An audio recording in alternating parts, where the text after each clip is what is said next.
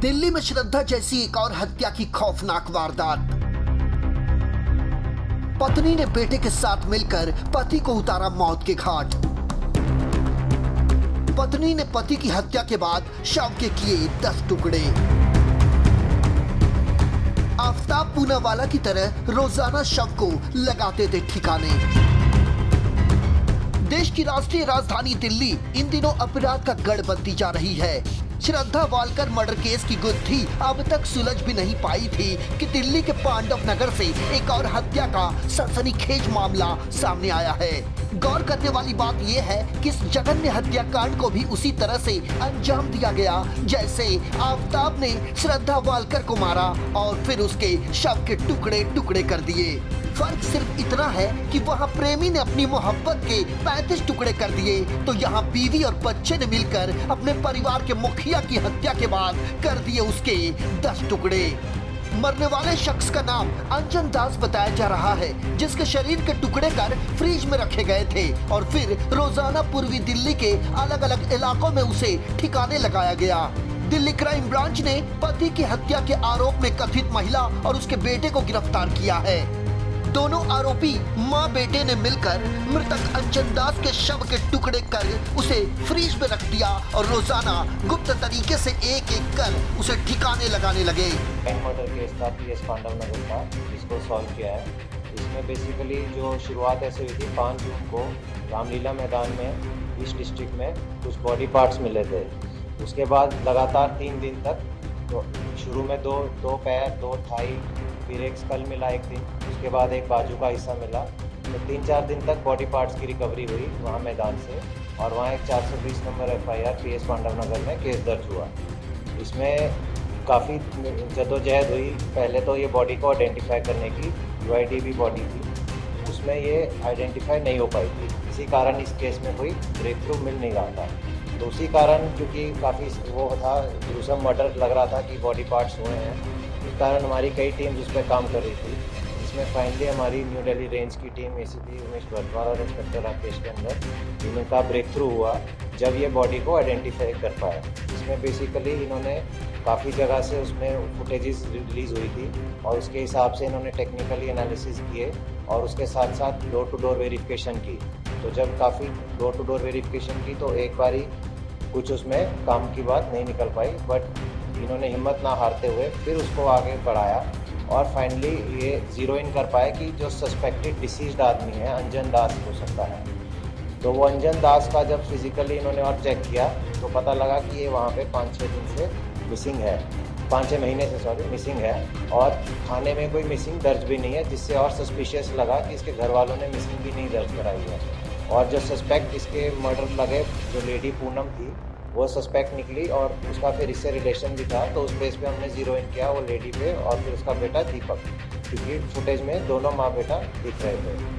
तो उस बेस पे जब हमने इनको जाके इंटेरोगेट किया, इनको चेक किया, ट्रेस किया, तो इन्होंने कन्फेस किया कि इन्होंने क्राइम किया है और उसी बेस पे ये मर्डर खुला है। तो इसमें जो इनसे अभी हमें एक तो इन्होंने जो कपड़े पहने हुए थे वारदात जब ये फुटेज में दिख रहे थे वो इनसे हमारे को रिकवर हो गए हैं और उसके साथ साथ जो मोबाइल था डिसीज का वो भी रिकवर हो गया है। इसकी इन्होंने बताया कि जो लेडी है ये पूनम, ये इसकी 2017 में इससे शादी हुई थी, 2011 से एक साथ रह रहे थे। 16 में जो इसका हस्बैंड था कल्लू, उसकी डेथ हो गई थी, तो उसके बाद इसने 2017 में इससे शादी कर ली थी।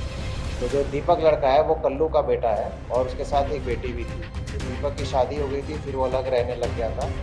ये जो आदमी था इसकी शादी गांव में बिहार में भी हो रखी थी, इसके 8 बच्चे थे। तो ये क्या करता था, पूनम के शुरू में जेवरात वगैरह इसमें बेच के वहाँ घर में पैसे भेज दिए थे और अभी भी कुछ कमाई के साधन ज़्यादा नहीं कर रहा था और वो उसी पे डिपेंडेंट था। तो इनके आपस में झगड़े होते रहते थे, तो उसी बेस पे इनके झगड़े रहते थे और फिर पूनम को ये था कि ये उसकी बहू और बेटी पे गलत नज़र भी रखता है। तो उस बेस पे इनका इसकी और राहुल इसकी दीपक की बात हुई आपस में।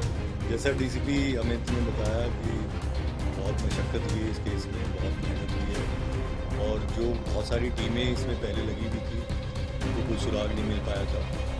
और एक हमारे कमिश्नर ऑफ पुलिस जो श्री संजय अरोड़ा जी है, उनका आदेश भी था कि जो केसेस डिस्ट्रिक्ट में सॉल्व नहीं हो पा रहे जो क्योंकि हमारा जो वीनस क्राइम का जो सॉल्व परसेंटेज है दिल्ली पुलिस का वो 95% से ऊपर है, जो कि बहुत ही काबिल तारीफ है। जो इक्का दुक्का केसेस जो ऐसे बचे हुए हैं उन पे हमें क्राइम ब्रांच को स्पेशली फोकस करने के लिए बोला था। इस टीम पे अमित ने बहुत मेहनत की है।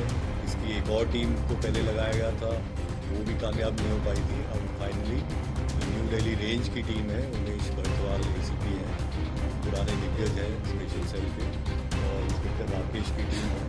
इन्होंने बहुत मेहनत से इस पर काम किया और CCTV फुटेज को इन्होंने बार बार देखा कि उसमें इतना तो जरूर आ रहा है, रात के अंधेरे में जो है एक लेडी और एक आदमी कुछ बैग में ले जा रहे हैं और वहाँ जाके रामलीला मैदान या जो गंदा नाला है अशोक नगर का वहाँ पे डिस्पोज ऑफ कर रहे हैं। लेकिन उनकी चेहरा या उस तरह की आइडेंटिटी इस्टेब्लिश नहीं हो पा रही थी कि ये कौन लोग हैं। वहाँ पे पूछा गया कोई मिसिंग पर्सन है, कोई गायब हुआ है जिसकी बॉडी इन्होंने डिस्पोज की है, उसमें भी कोई कामयाबी नहीं मिल पा रही थी। इन्होंने आसपास के पुलिस स्टेशंस की सारी मिसिंग छानी, उसमें भी कोई कामयाबी नहीं मिली। आसपास के डिस्ट्रिक्ट्स उत्तर प्रदेश के थानों में भी इनकी टीम ने जाके काफ़ी छानबीन की। फिर जैसा हुआ, जब आप मेहनत करते हैं तो फिर लक भी आपका साथ देता है, तो फिर इनके पास ये सूचना आई कि ये जो अंजन दास नाम का जो व्यक्ति है ये काफ़ी दिन से मिसिंग है। इन्होंने फिर सारे पुलिस स्टेशन के रिकॉर्ड छाने कि अंजन दास की मिसिंग कहीं पे लॉज्ड हो, किसी ने रिपोर्ट कराई है, लेकिन इस बारे में भी कहीं पे किसी ने कोई मिसिंग लॉज नहीं की। फिर इन्होंने आगे पता किया कि अंजन दास कौन था, कहाँ रहता था, किस प्रकार का व्यक्ति था।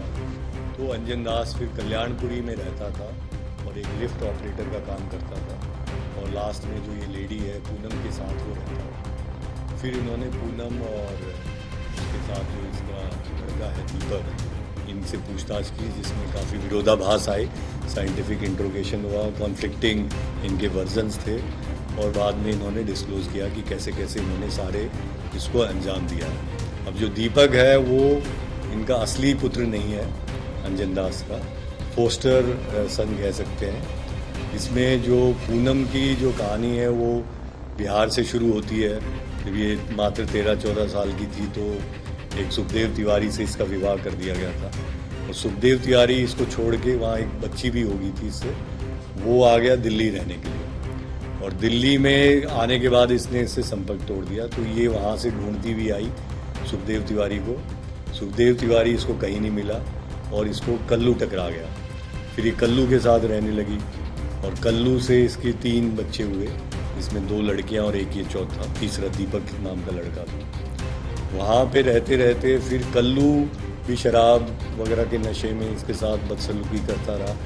इसको अपना जीवन यापन करने में काफ़ी परेशानियाँ आई, और फिर धीरे धीरे इसको ये अंजन दास जो तीसरा आदमी है ये टकराया, और अंजन दास के प्रति इसको कुछ उस समय लाइकिंग होगी, और ये जैसे ही कल्लू की मौत हुई लिवर फेलियर से, ये अंजन दास के साथ रहने लगी। और अंजन दास का इसको नहीं पता था कि उसकी बिहार में एक ऑलरेडी एक फैमिली है, और इसके 8 बच्चे हैं वहाँ पे जो बिहार में रह रहे हैं। जब ज़्यादा दिक्कत तब आई जब दीपक की शादी हुई, और जो दीपक की वाइफ आई उसके ऊपर इसने बुरी नजर। अब तक जो खबर सामने आई है उसके मुताबिक अवैध संबंध के चलते हत्या की इस जघन्य वारदात को अंजाम दिया गया है।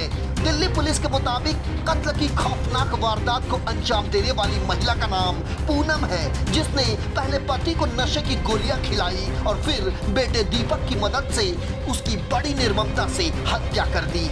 आपको बता दें कि दिल्ली पुलिस को कुछ महीने पहले दिल्ली के पांडव नगर इलाके से कुछ मानव अंग मिले थे। इस मामले की तहकीकात के दौरान आसपास लगे सीसीटीवी कैमरे के फुटेज खंगाले गए तो एक महिला और युवक संदिग्ध अवस्था में एक मैदान की तरफ जाते दिखाई दिए। पुलिस ने छानबीन कर दोनों का न सिर्फ पता लगाया बल्कि उन्हें हिरासत में लेकर उनसे कड़ाई से पूछताछ की। कहते हैं पुलिस के सामने अच्छों के छक्के छूट जाते हैं, उसी तरह पुलिस की सख्ती के आगे दोनों माँ बेटे की एक न चली और उन्होंने पुलिस के समक्ष सारे राज उगल दिए। पुलिस की पूछताछ में दोनों आरोपियों ने बताया कि मृतक अंजन दास के कई महिलाओं के साथ अवैध संबंध थे, जिसके कारण उनके घर पर अक्सर झगड़े होते थे। रोज रोज के झगड़े से तंग आकर आरोपी पत्नी और बेटे ने अंजन दास को बड़ी बेरहमी से मौत के घाट उतार दिया और सबूत मिटाने के लिए अंजन दास के शव के 10 टुकड़े कर उसे घर की फ्रिज में रख दिया। अपने गुनाह को छिपाने के लिए आरोपी माँ बेटे ने अंजन दास को काट काट कर अलग अलग जगहों पर फेंक दिया। इस जघन्य हत्याकांड के सामने आने के बाद एक सवाल जरूर उठ रहा है कि क्या इंसानों में अब रिश्तों पर से भरोसा उठ चुका है? जिस व्यक्ति के साथ आरोपी महिला ने अपनी नई जिंदगी की शुरुआत की थी, क्या उसकी करने की सजा मौत थी? बहरहाल पुलिस की जांच जारी है, लेकिन हत्याकांड के सामने आने के बाद दिल्ली में हड़कंप मचा हुआ है। पहले श्रद्धा हत्याकांड और अब अंजन दास हत्याकांड की वारदात ने न सिर्फ दिल्ली बल्कि पूरे देश को झकझोर के रख दिया। Shubham Mishra, E24 news, Delhi.